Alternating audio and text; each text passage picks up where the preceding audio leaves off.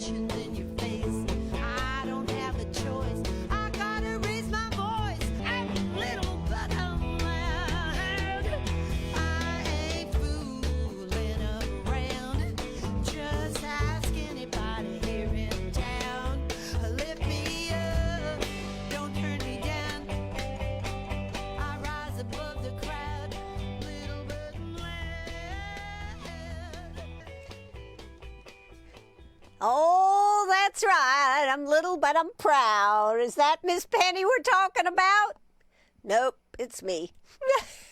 How you doing, everybody? I'm the lady in red here this morning, getting ready to go to the ladies' mix and mingle today at 11:30 right there in Uptown Greenwood. We start off at the, I think we're going to start in the courtyard, but they may have moved it inside because they're not really sure of the weather, but it's going to start at the Art Center, heavy hors d'oeuvres, mimosas, women, and more women all gathering together. So looking forward to that today. Penny's just tapping me on the shoulder saying, you got to see this. She's tapping me on the shoulder. Well, what about, wait a minute, let's see if we can get you in focus here. Well, what about me? I don't think you can go. But I've got a hat and I've got sunglasses. I know you do. Anyways, I'm Ann Eller. I'm here with Princess Penny. We're ready to roll for a great day here. So got to get in a lot of stuff here this morning. So let's get started with a little weather. And then I've got a big announcement coming up. So let's see, but let's do the weather first, since the weather kind of determines how the day flows. So let's see, what do we got? What do we have here? Got headlines coming in everywhere. You know, I wonder, I can barely remember how life was before cell phones. How about you? Can you remember, or have you ever put your cell phone up and said, nah, not going to deal with it? I've tried, but then I feel like, oh my God, I've got to be connected. So anyways, right now, it is 76 degrees, feels like 76, and we're looking for a high today of 90 degrees. That's for today. A low tonight of 67. Looks like we have about a 20% chance of a few stray showers or thunderstorms later in the afternoon. So looks like we're A-OK for the... Where's Penny? We're A-OK for the... why don't we put it on Ann? Okay. How about we're A-OK for the ladies mix and mingle starting at 11:30 today. So if you are going, you got a couple hours to get ready, then you need to be there. So let's see, what else do we have here this morning? Let's just check at what Friday looks like. Friday is going to cool down some. How about that? We're going to have a high of 81, low of 67. Looks like we will have some showers, it says right now, 62%. And Saturday comes in with a high of 78, low of 66, 72% chance of showers. But by Sunday, looks like we'll still have some showers. Anyways, let's hope not, because we do have the Catfish Festival going on over there in Ware Shoals this weekend. So that's what I wanted to announce, was the weather here. But now, get ready to rumble here this morning, because eagerly anticipated, it is going to be our first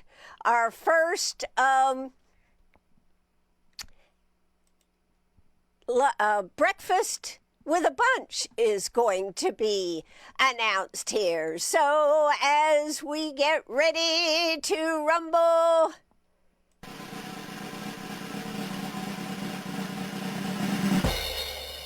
oh, I like that. Let's do it one more time.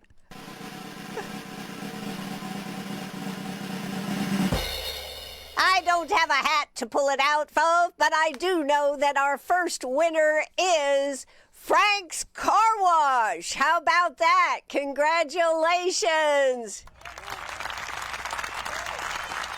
Oh, let me hear a little more.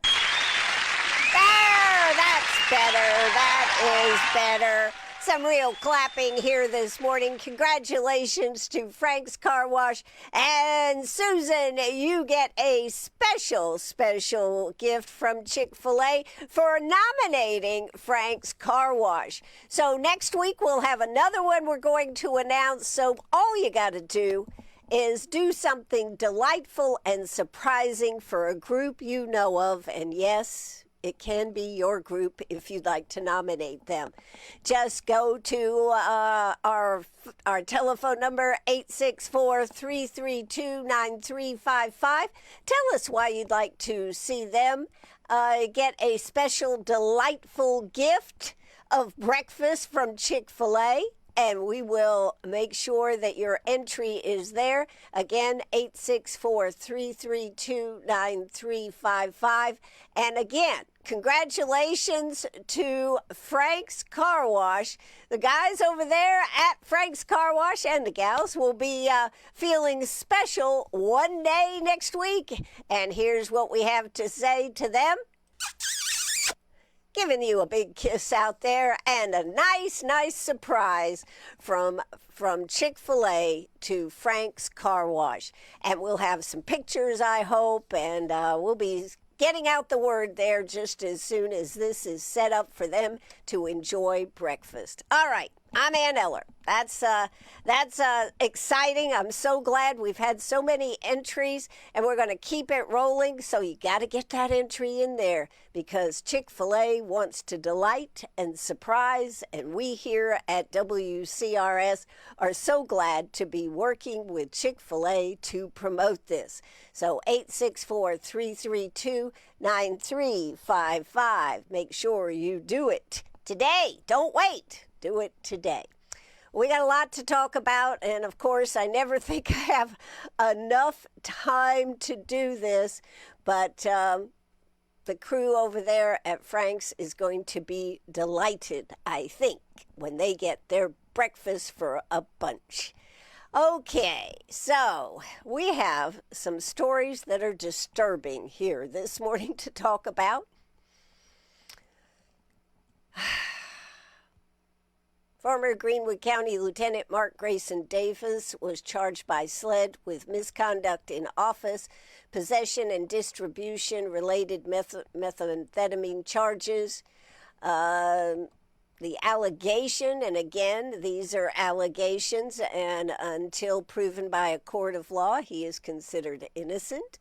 Coercing an informant to obtain methamphetamines using his authority improperly, and the sheriff's office itself requested the SLED investigation. So the warrants allege personal use of meth purchase, approximately 2 grams of meth involved. Let's see. I believe I have Dennis Kelly, our sheriff, spoke with, issued a statement, and we are going to be able to, I think. Yep, hold on. Here we go. Well, let's start it again here. We've got it.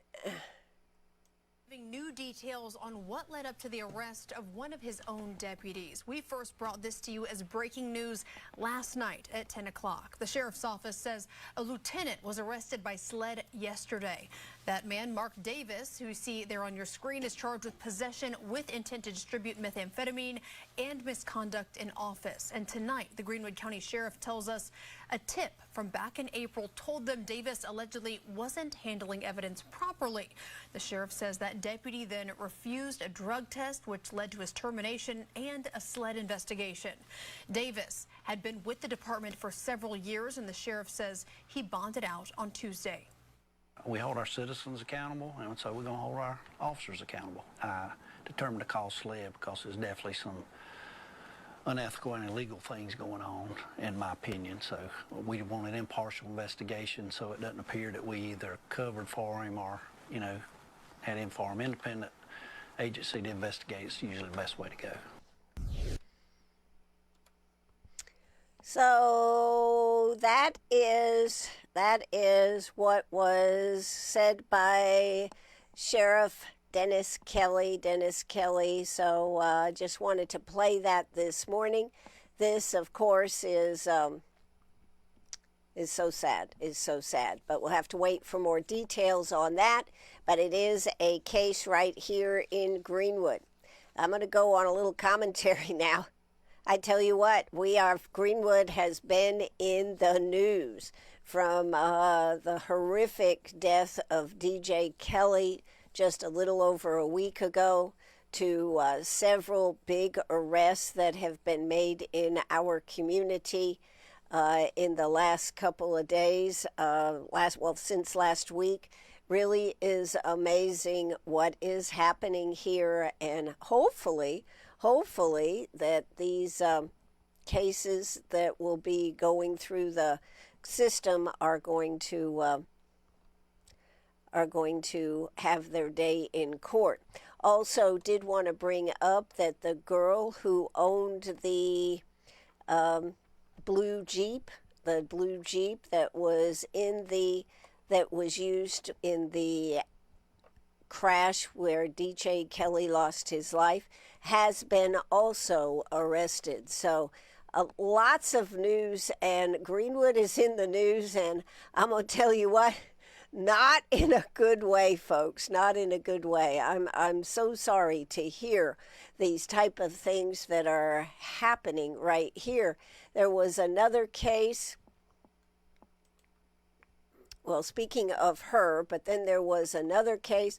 Police, this was a day ago, I guess maybe it's 2 days ago now, over 2,500 grams of drugs seized in a search warrant here in Greenwood. Don't know if you'd heard about this story, but 3 people have been arrested on drug trafficking charges after an operation by the Greenwood Police Department led to the recovery of more than 2,500 grams of drugs. Police said members of Team Charlie conducted surveillance on a home on Green Street after receiving complaints of possible drug activity at that home. An investigation led to sufficient probable cause for a search warrant of the home, according to police.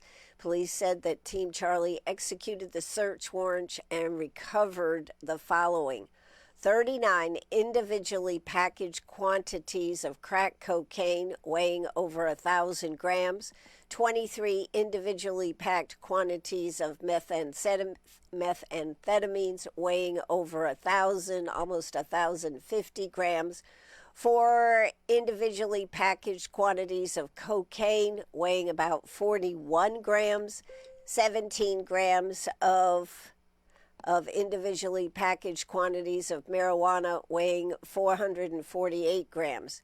The discovery led to the arrest of 3 individuals: Daniel Hilaro Ortega, George Ramos Sanchez, and I'm going to butcher this name, Amelia Eldora Escalante Gomez, on the charges of trafficking methamphetamines, trafficking cocaine, trafficking crack cocaine, possession with intent to distribute marijuana, possession with intent to distribute within the proximity of a school or playground. So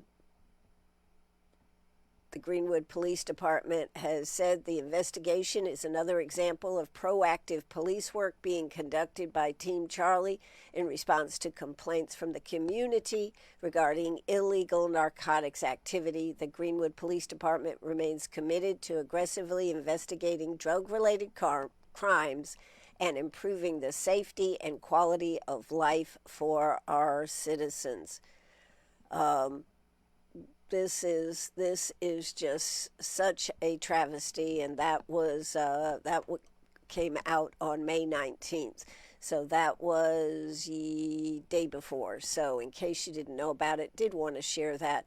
These things are happening in our community, and we have got to get a handle on it. So let's hope that some of these arrests, of course, the people remain innocent until proven guilty, but these are big, big cases. In another case, I started to mention this and then went off on a tangent on that one, but a suspect has been arrested in connection with the May 11th traffic death of police officer DJ Kelly. They arrested Shannon Hope Henderson, 21, on accusations of contributing to the delinquency of a minor, by permitting an unauthorized person to drive. So when more information is available on that, we will discuss that. But as always, all people are innocent until proven guilty, but these are charges that have been made in our community. So that's a little bit of the heavy lifting stuff that we have here today. I think the question is, how does something like this happen, whether it's a sheriff's deputy? By the way, he is no longer with the sheriff's deputy, is no longer with the Greenwood Sheriff's Department, although he had been with the Greenwood Sheriff's Department for several years. And what does it mean when law enforcement asks itself for an outside investigation? These are questions we have to ask, and we hope to have Sheriff Dennis Kelly, on in the very near future. So it kind of makes you think about what has happened in our community in the last week, and then the arrests that have happened.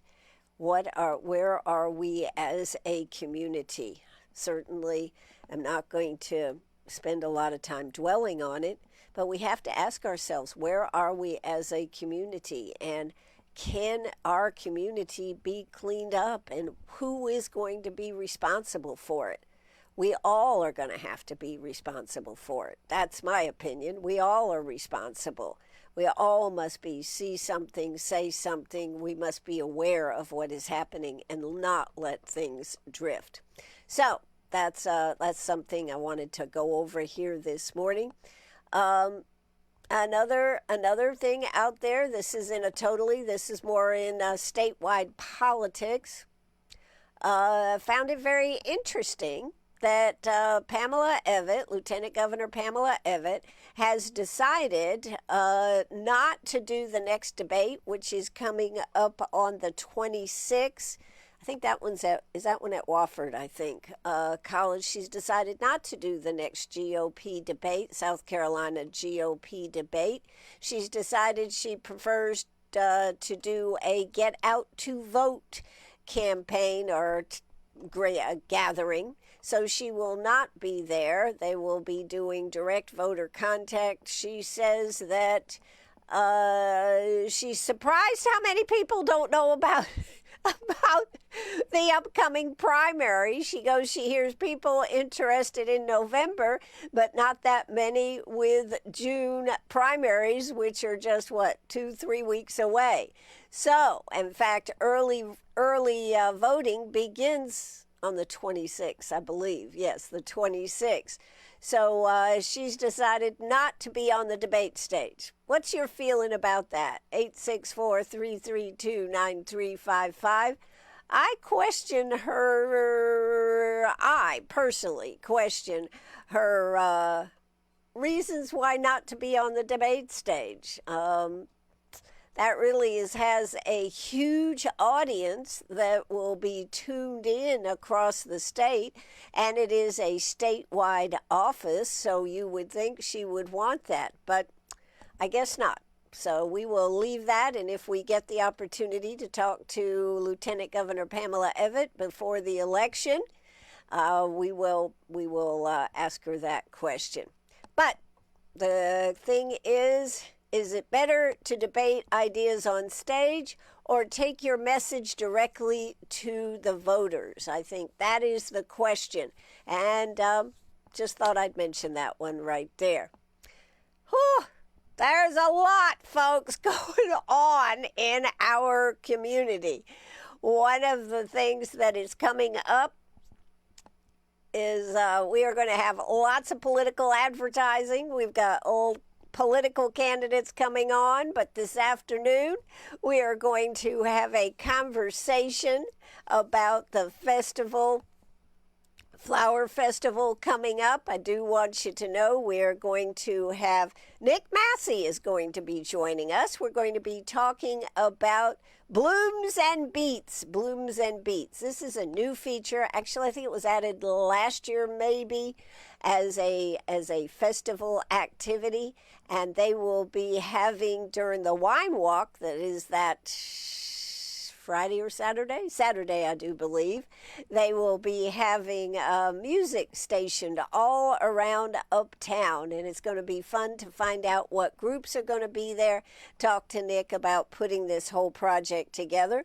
That is this afternoon at 5 o'clock. We're also talking to Don Worthing about the Festival of Flowers and the fun run coming up that is going to be happening during the Festival of Flowers. So you'll want to tune in for that at 5 o'clock today,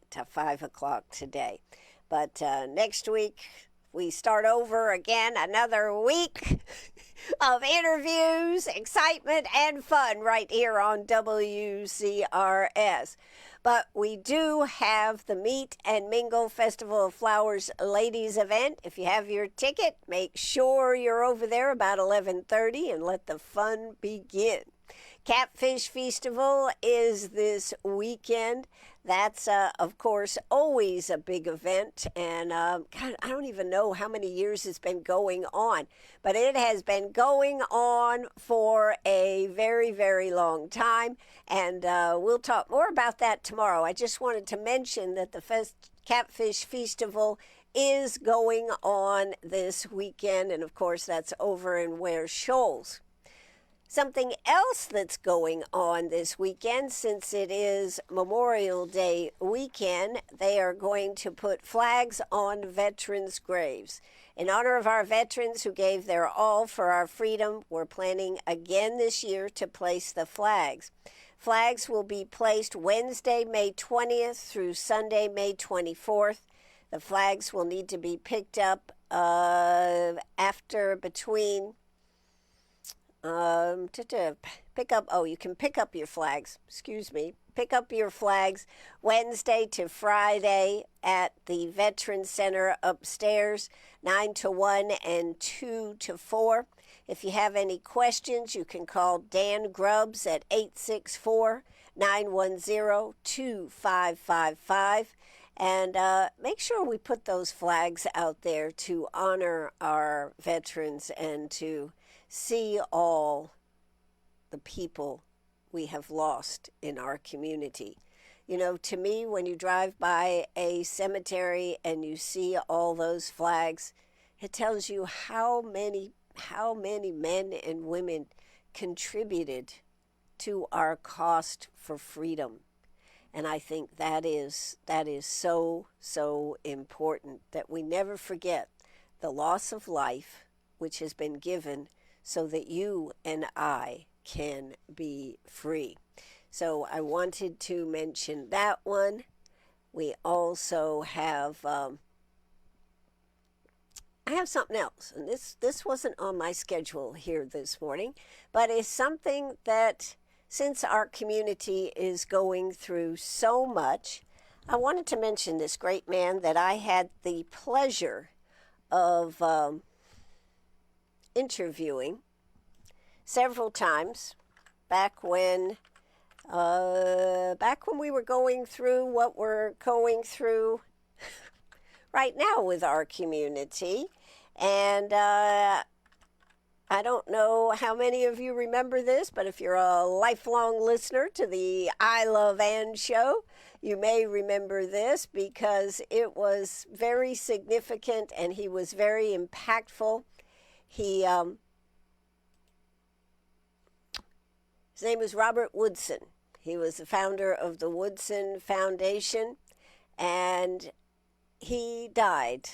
And I just wanted to say a word or two about them, about him. I had the pleasure of interviewing him several times. He was a visionary and a great man, and I hope that his work continues, and I know it will, because the Woodson Center was a center that looked at communities, many similar to what we have, and how to put them back together. In fact, we did a very impactful interview with, many of you remember Pat Parlow. She was on City Council. And I got Robert and her and me on the phone, and we had quite a conversation, quite a conversation about how you do things. And I think as we move forward in what we're doing, we need to remember some of those conversations and maybe reach out to the Woodson Center, because it was these are things that we all can do. But that sense of community, that sense of beginning in the smaller communities and growing it outward is what is necessary. And his message was so, not simple, but so precise and so capable of helping. At the time, it wasn't something that I believe our community thought we actually needed. Maybe we need it now. Maybe we can just read about it and gather some from it. But Robert Woodson was a terrific, and I felt very blessed to have been able to have him on the show several times. He was the founder of the organization. He was a visionary civil rights leader. His life transformed countless communities from the inside out. For more than 6 decades, his life work rested on a single, unwavering conviction that the people closest to the problem are best positioned to solve it. That conviction shaped an entirely different way of understanding poverty, community, and the latent power of the people. I can remember talking to Robert, and he said you need a few people within each of these smaller communities to be the leaders, to pull people together. He founded the Woodson Center in Washington, D.C. in 1981 to empower low-income communities to solve their own problems. Over 4.5 decades, the center has built a track record of supporting grassroots organizations, resulting in enduring gang truces, transformed schools, and revitalized neighborhoods led by the people who live and work in them. From the early days as a civil rights activist to his decades at the Woodson Center, Bob built a body of work that reframed how America thinks about poverty, race, and community. He stood steadfast for the nation's founding values and virtues, including faith, hard work, personal responsibility, the foundational importance of healthy families and communities, and the ability of everyone to shun a victimhood mentality and become agents of their own uplift. He was a President's Citizens Medal and a Shelf Award-winning books. His influence stretched far beyond any accolade. He has left behind a generation of leaders, revitalized neighborhoods, and a civil rights tradition centered on the people it was always meant to serve. So I feel blessed. I think he was 89. I feel so blessed to have been part of that. Having him on the air. I need to go back and see if I can find those interviews and talk about what we talked about, because it appears to me, as Solicitor David Stumbo said, these things are cyclic. And unfortunately, as long as we have gangs, they will be cyclic. But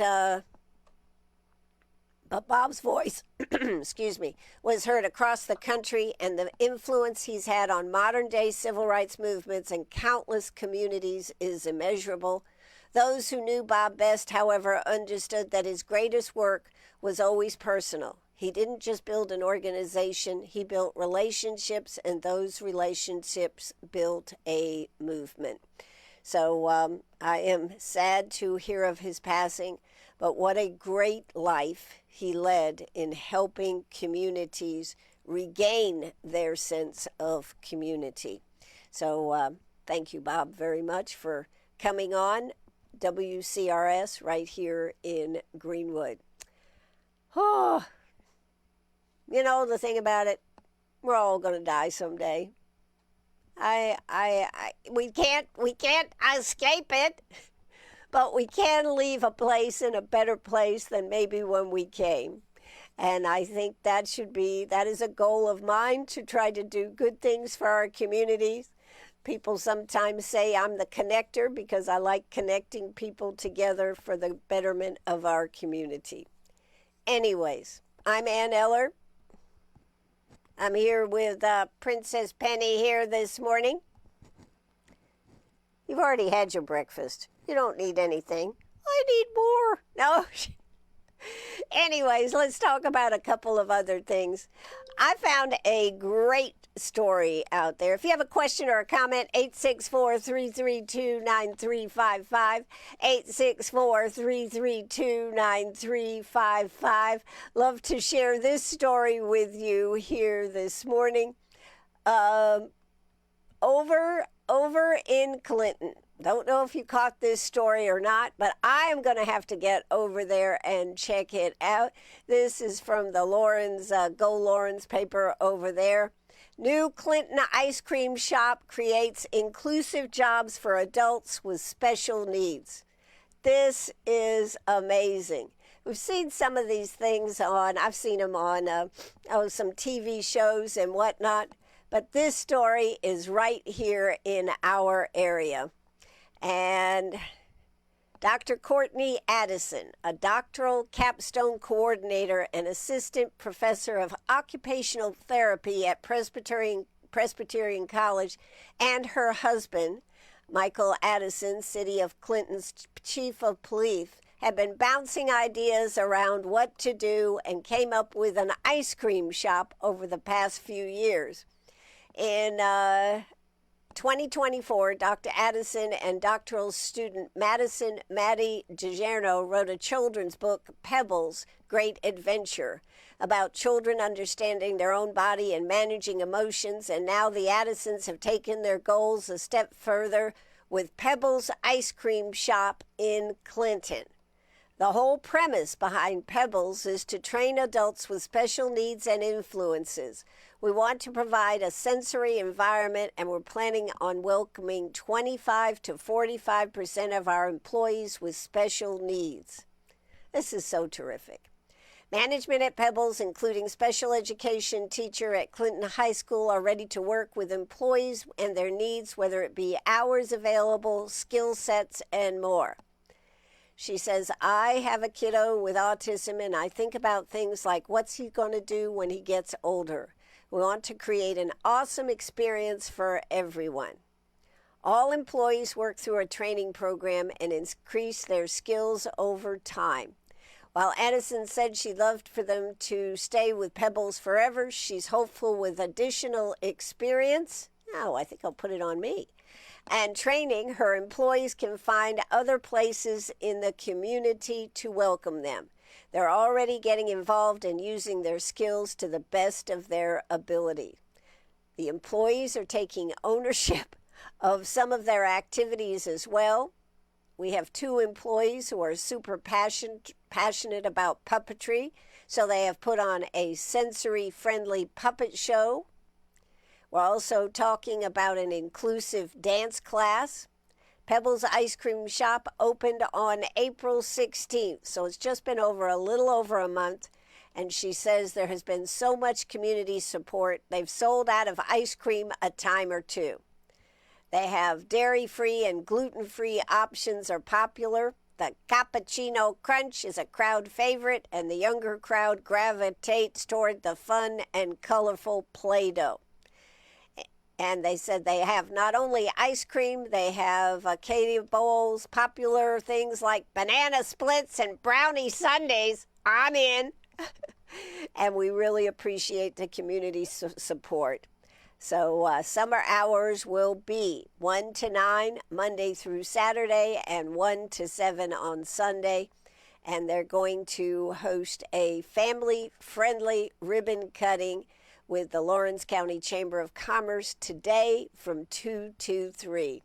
So I wanted to mention this because I think this is so cool. And this is what, in my opinion, community is all about. Bringing people with different capabilities together. I have seen stories on 60 Minutes Sunday morning talking about bakeries and this type of thing. But to have a place right here in Clinton, this is just too cool. I wanted to share that with you and make sure that you know about it. I've got,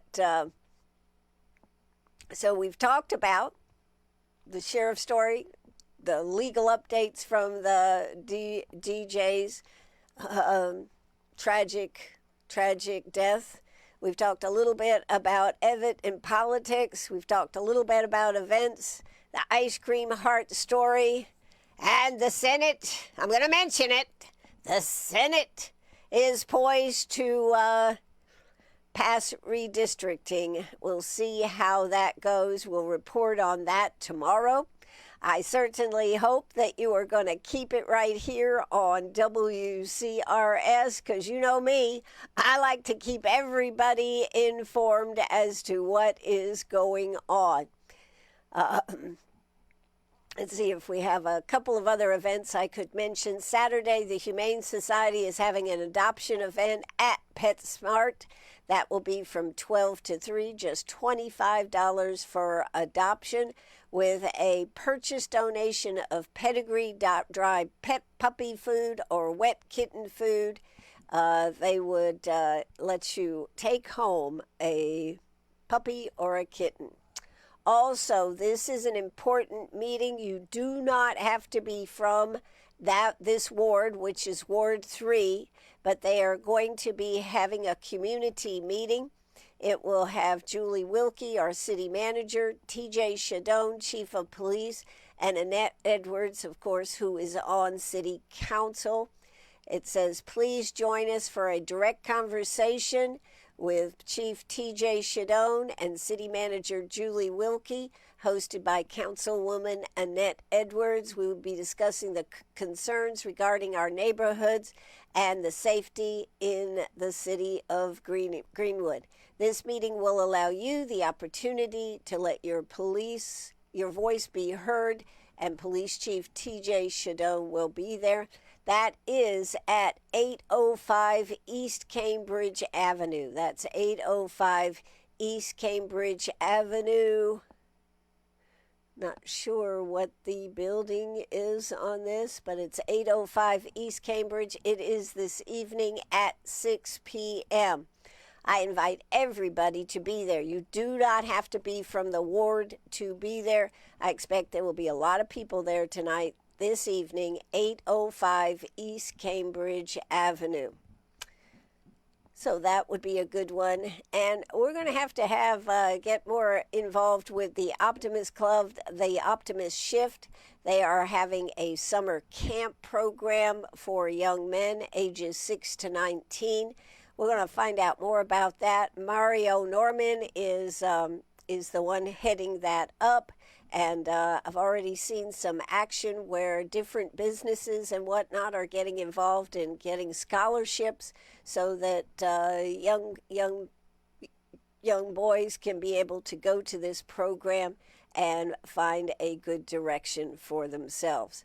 So that's a few more things that I know of. I do want you to put on your calendar at the Greenwood YMCA Tuesday, May 26th at 12 noon. The program is Movement, Mobility, and Recovery, and we all need more movement. That is Speaker Emily Birch, who is a